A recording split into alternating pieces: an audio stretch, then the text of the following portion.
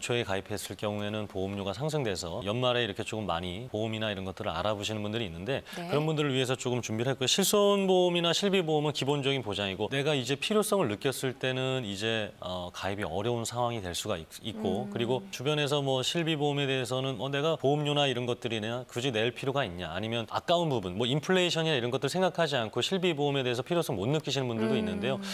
그리고 또 보험료 상승으로 인해서 굉장히 고민하시는 분도 많고 네. 이런 분들을 위해서 매번 이렇게 통합보험이나 실비보험에 대해서 좀 설명하는 부분이 있습니다. 그래서 저렴하게 가입할 수 있는 그 실비보험사들의 보험들을 좀 묶어봤습니다. 당연히 나이 들수록 가장 많이 되는 것, 뭐 이런 기사나 뉴스는 이제 많이 보셨을 거예요. 시술이나 수술이나 이런 입원비나 이런 것들이 워낙 많이 발생되고 있기 때문에 노후에 제가 계속해서 저축을 더 많이 하라는 것이 암이라든가 이런 뭐 뇌졸중이나 뭐 뇌출혈은 되고 뇌졸중은 뭐 보장이 되고 뇌경색 이거보다 더 큰 우리의 위험은 돈 없이 오래 사는 것이 가장 큰 위험입니다. 네. 그렇기 때문에 반드시 의료비 지출이나 커버할 수 있는 실비보험이나 왜냐하면 기본적인 병원비를 커버할 수 있는 부분이 있어야 되기 때문에 네. 실비보험은 반드시 좀 필요하다라고 말씀드리고 싶고요. 그리고 실비보험이나 실손보험 이제 궁금해하시는 부분이 있는데 실제로 나간 병원비에 병원비를 돌려준다라고 보시면 될 것 같아요. 지금은 이제 80%까지 줄어들었는데 과거에는 100%였습니다. 근데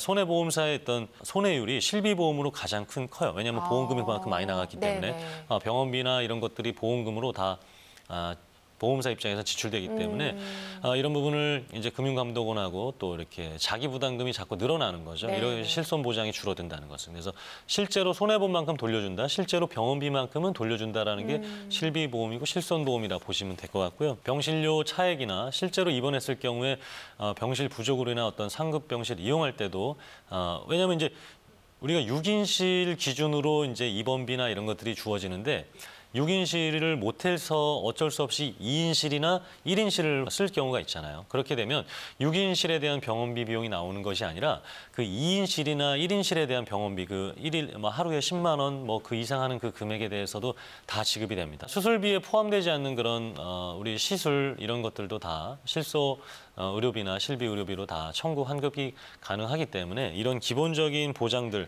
그리고 내가 냈던 병원비를 열심히 모아놨던 돈을 병원비로 지출로 인해서 내 재무 계획이 깨지지 않기 위해서는 이 실비보험이 좀 필요한 이유가 되겠어요.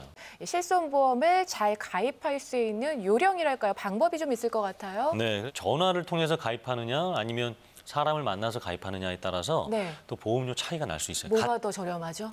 당연히 전화를 통해서 가입하는 게 또 조금 더 저렴하죠. 네. 근데 모든 상품이 그렇진 않아요. 특정 상품들은 전화를 통해서 가입하는 것들이 더 저렴한 것들이 있습니다. 네. 이렇기 때문에 반드시 전 보험사 상품들을 조금 비교할 수 있고 그리고 같은 가격인지 같은 보장이 같은 가격인지 어떻게 측정되는지를 할 수 있는 그런 회사를 선택해야 된다는 거죠. 두 번째로는 나는 딱 저렴하게 질병 입원 의료비라든가 뭐 통원 의료비, 상해 입원 의료비, 상해 통원 의료비 이렇게만 가입하고 싶다 그러면 저렴하게 가입할 수가 있는데 이 안에 통합 실비 보험 안에는 많은 수술 특약들과 입원 특약 그리고 각종 뭐 진단비 그런 이런 또 3대 진단비까지 할 수가 있어요. 그래서 네. 3대 진단비를 최대로는 못하지만 2, 3천까지는 각 보험사별로 해서 실비보험 안에도 가입할 수가 있기 때문에 네. 이렇게 하나로 가입하게 되면 우리가 여러 가지 주계약을 가입하지 않은 채 보험료를 줄 수가 있으니까 한꺼번에 통합보험으로 이렇게 가입할 수 있는 방법이 있으니까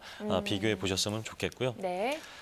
그리고 담보라고 해도 보장 범위가 다 다릅니다. 남성, 여성 생식기 관련돼서는 보장성 보험, 보장성이 지금 줄어들고 있어요. 그래서 지금 대부분의 보험사가 호혜감으로 분류돼서 진단비의 10% 또는 최대 뭐 한 30%까지밖에 주지 않고 있는데 이런 내용들을 인지하지 못한 채 그냥 가입해서 추후에 조금 적은 진단비로 병원비를 커버하지 못하는 경우나 아니면 일을 못하게 됐을 때 그런 내 소득에 대해서 커버할 수 못하는 상황이 발생할 수 있습니다. 그래서 아직도 남녀 생식기암이라든가 대장 전망내암까지는 전체 보험금을 다 주는 회사들이 남아 있으니까 이런 진단금이나 3대 진단금이나 이런 것들을 꼭 확인해서 네. 보장 범위를 확인했으면 좋겠고요. 그리고 이제 여성 관련돼서나 이런 것들이 좀 우리나라가 좀 많이 발생을 하고 있고 조기 검진이나 건강 검진을 이제 나라에서 지금 지원하고 그쵸. 있고요. 그리고 요즘은 뭐 직장에서도 주기적으로 하고 있고 그리고 또 본인이 또 건강은 챙겨야 된다는 부분이 있어서 암이나 이런 것들이 조기 진단 받는 경우가 많아지고 있습니다. 네. 그렇기 때문에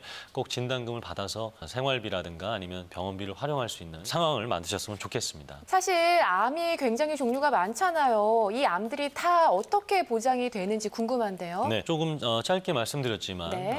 아직 지금 왼쪽에 이제 빨간색으로 되어 있는 전립선, 자궁암, 유방암, 방광암 그리고 또 오른쪽 밑에 있는 대장전막내암은 여전히 100%로 지급되는 회사가 있습니다. 이 100%라는 것은 내가 일반암 진단비를 만약에 3천만 원을 했다. 그러면 네. 이 3천만 원의 100%인 3천만 원을 주겠다. 하지만 이 3천만 원이 100%가 아닐 경우에는 이 3천만 원의 10%면 300만 원만 주겠다. 20%면 600만 원. 이거 뭐 계산은 다 되시니까 30%면 900만 원만 주겠다라는 것이 지금 대부분의 이제 암 관련된 회사예요. 그래서 암 보장 뭐 5천만 원이 되니 뭐 이런 많은 그 광고들과 마케팅이 있는데 네. 실질적으로 그 5천만 원에서 뭐 보험료는 당연히 비싸지겠지만 5천만 원에서 이 빨간색 부분에 대해서는 몇 프로가 되고 있는지 조금 체크를 해 보셔야 됩니다. 다 100%가 아니라는 거죠. 그렇죠. 네, 그래서 이런 암 보장들이 줄어들고 네. 있으니까요. 이런 보장 범위를 조금 체크해 주셨으면 좋겠어요.